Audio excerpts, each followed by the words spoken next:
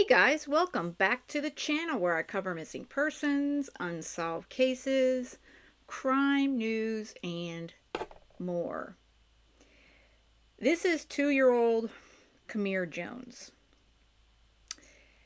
Sadly and horrifically, he was mauled to death by 2 rottweilers. This happened in Georgia.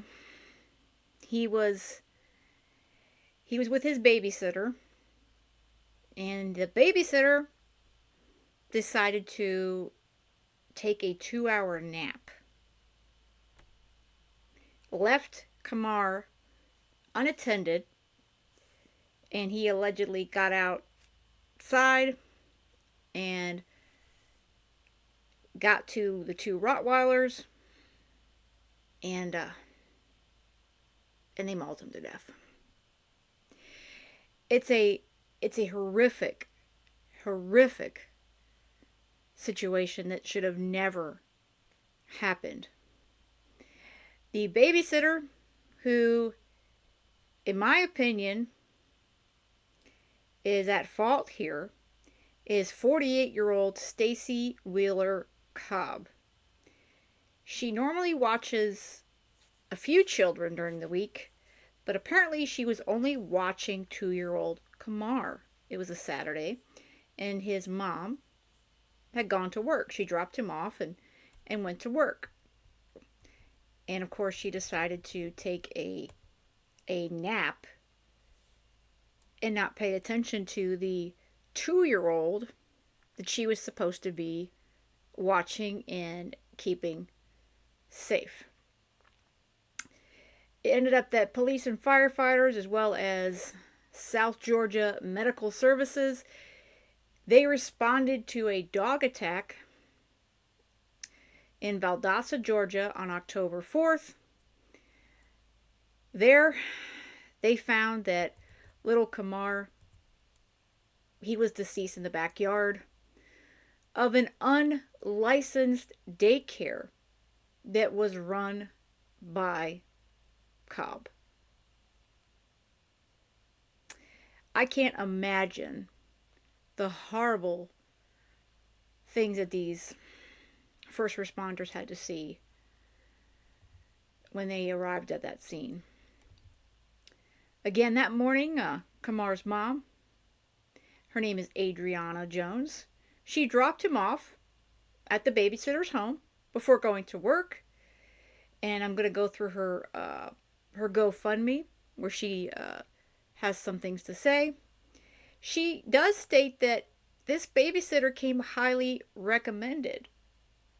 So again, she was highly recommended. She normally watches multiple children during the week, and she only had to watch this little 2-year-old, one child.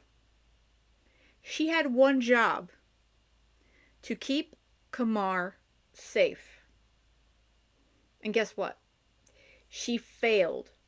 She failed so bad that now Kaimir is no longer here. Yeah. Again, this is a horrific situation, and thankfully she has been arrested.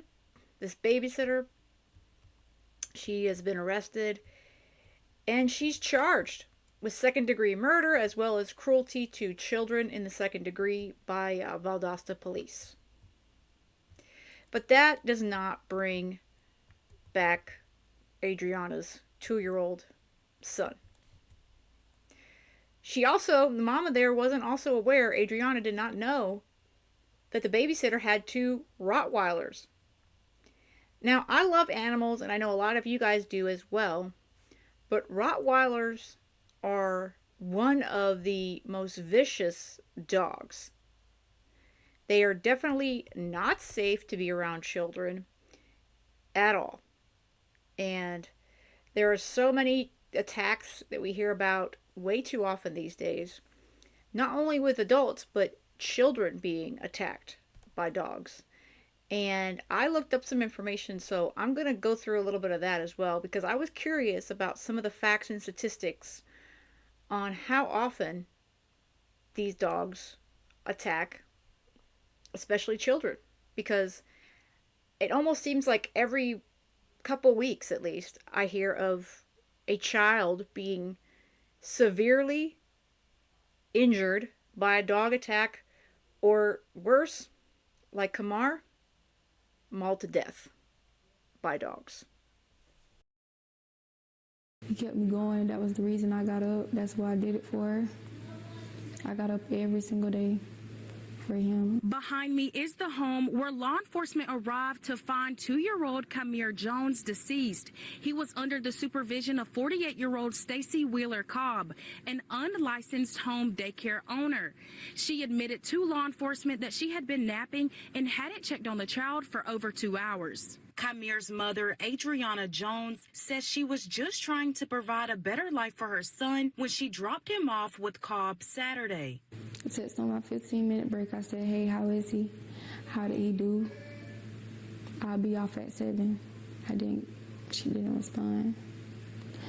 I text on the way at 7:06. I text on the way at 7:06. It didn't go through. I was like 5 minutes down the road. I'm like, what she got going on? Like, why she didn't respond to my text? She usually responds. Like, I didn't know she usually responded. I said, that's weird. That's very weird. Adriana told me the in-home daycare came highly recommended and that Cobb had even advertised her services in local Facebook groups. One post reading, I have a small home daycare and I have a new opening. I have numerous excellent references that I can provide immediately upon request. And there she is. Of course, that's not her mugshot, which you're going to see very shortly as well. But again, this 48-year-old, highly recommended. She watched other children, and Kaimir's mama, she was looking for someone who she could leave her 2-year-old with while she worked to make a better life for the two of them.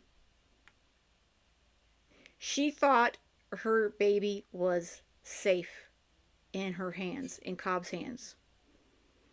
Sadly, that just wasn't the case. Adriana says it was those references that prompted her to reach out to Cobb. That was not the same lady I met the first day. That last day, the devil had her. That was not the same lady. Saturday, Adriana says she hadn't heard from the sitter for several hours after dropping Kaimir off, and trusting her instincts, she left work early, only to find a devastating scene crowded with law enforcement. He told me my baby was gone and he got him. I'm thinking they took him to the hospital. I said, is he all right? Is he all right? He shook his head. He shook his head and looked me in my eyes. He said, sorry, Adriana, you're not all right. I cried so hard. I cried so hard. I cried so hard. Now that Kaimir is gone, the family says they hope justice will be served because this could have been avoided. I don't want her to sleep. I want this to eat her up. I want blue hearts all around the world. I want Kaimir Jones' name everywhere. I want them to donate to my child. Send flowers. I'll make a P.O. box. You send whatever. I just need the support. Cobb remains in police custody, but also police tell me that additional charges are expected as the investigation continues. This baby should be here today. Because of this irresponsible person who was supposed to be a responsible caregiver with references. Well, all the references in the world do nothing if you are not going to watch the children in your care. And they're stating that Kaimir got outside. I guess he opened the door, got outside, got in the backyard, and they're claiming he opened the kennels and let the dogs out. I have questions as far as why he would let more than one dog out. Because if one dog would be attacking him, it's hard to see that he would open a second kennel. And he's 2. He is 2 years old, a 2-year-old. Could he have opened a kennel? I'm sure he probably could. 2-year-olds are pretty smart. But if he was being watched by his babysitter, this would have never happened. Because she was asleep or passed out, whatever the heck she was doing, she wasn't doing the one job that she was in charge of, which was watching Kaimir Jones.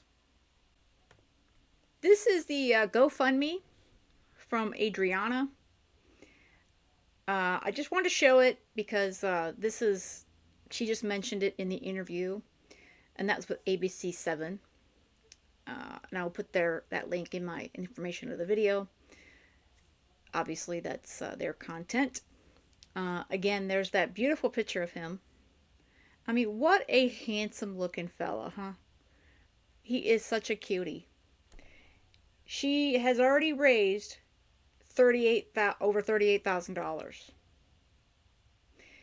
He hasn't had a service yet. You can see at the top here, there's 6 days until his memorial service. It's going to be on October 15th. Again, it's up to you if you feel inclined to make a donation. Whenever I do share these, I share them when I feel like it's a good cause. But at the same time, it's up to you if you want to make a donation. But this is what Adriana wrote. And so I wanted to just read that.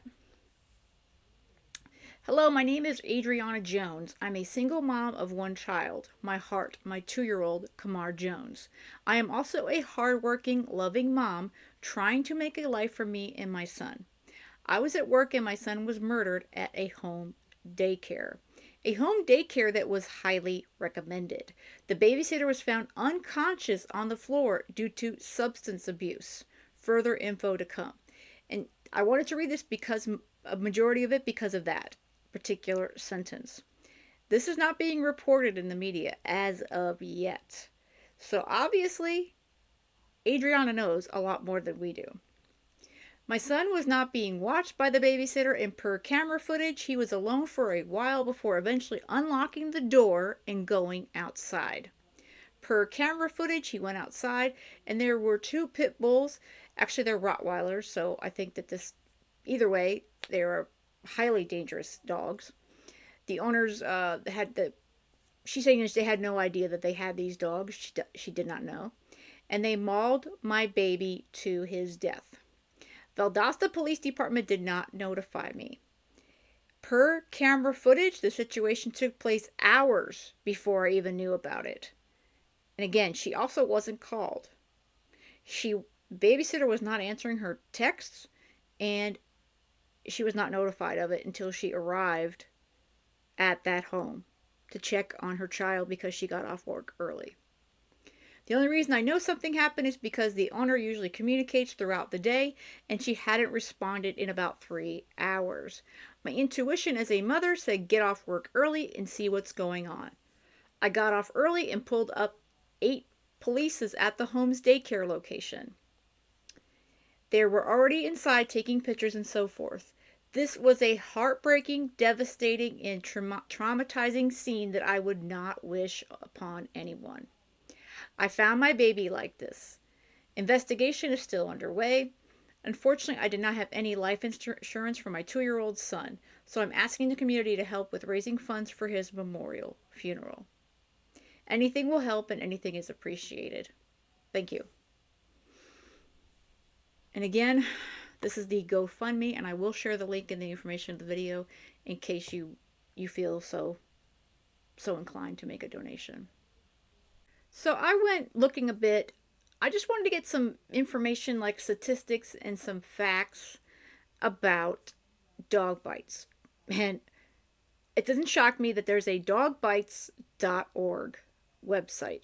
Now, I didn't go through a ton of this, but I looked at the statistics, which I'm going to pull up in just a moment. And if you're interested, obviously, the website is dogbite, not bites, no S, .org.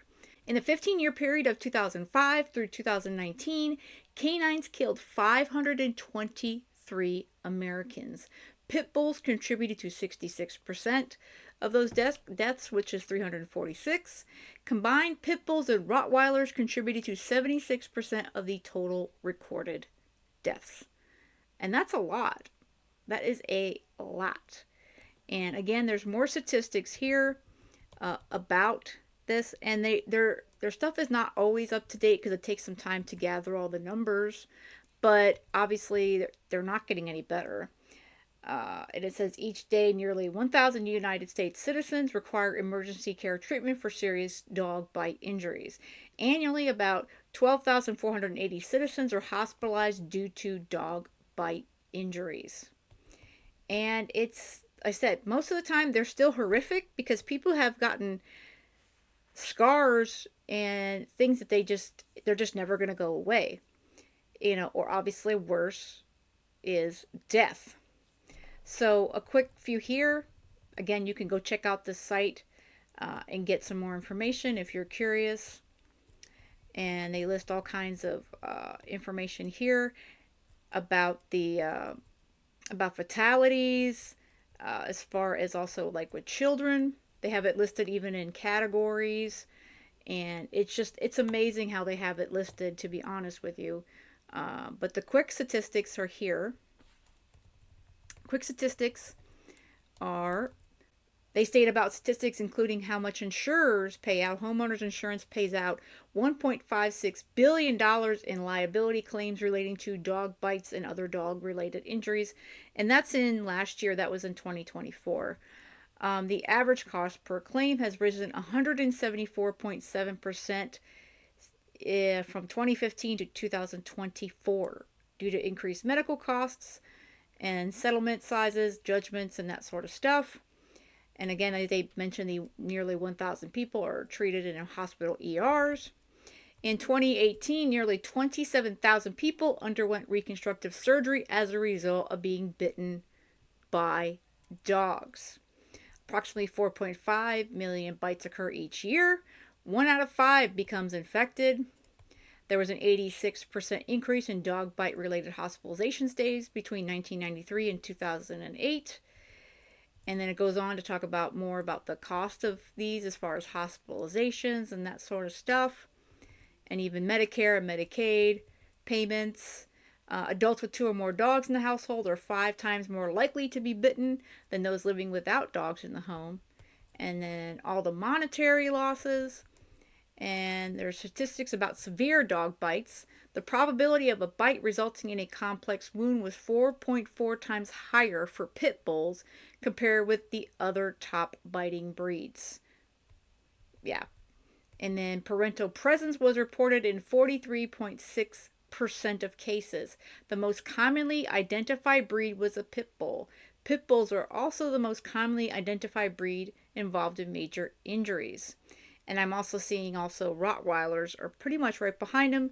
And then I see German Shepherds when I was looking through all of this information. So pit bulls and Rottweilers, and then followed by the German Shepherd, do seem to be the biggest as far as who causes the most injuries with humans and kids. I mean, it's amazing. I mean, like I said, I highly recommend checking out this website.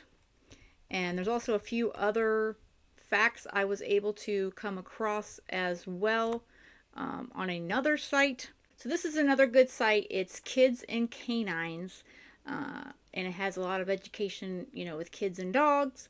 And I'll include that link as well in the information of the video. And there's a whole section about dog bite statistics. Millions of people obviously are bitten by dogs every year, which is what we just read on the other website. And talks about how dog bites occur roughly every 75 seconds, which I never thought about that. But again, this site I was really interested in because it lists specifically stuff about kids and also about how to help your kids with dogs and that sort of stuff. And it states that the Humane Society estimates 51% of dog bite victims are children. Yeah, and that doesn't surprise me, that number. I actually thought it might be higher. The American Veterinary Medical Association suggests that the rate of dog bites for children is highest between the ages of 5 and 9. Getting bitten by a dog is the second most frequent cause of visits to the emergency room for children, according to a survey. Let's see, children are also more likely than adults to need medical attention and are far more likely to be severely injured, according to the CDC.